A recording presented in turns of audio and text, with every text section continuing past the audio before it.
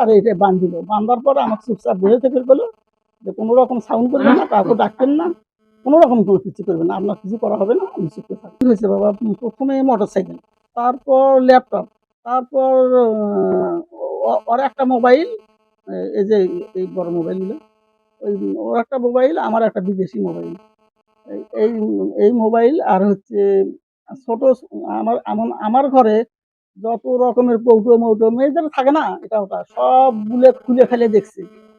আমার আবার কানের দুটো সোনার ফুল ছিল।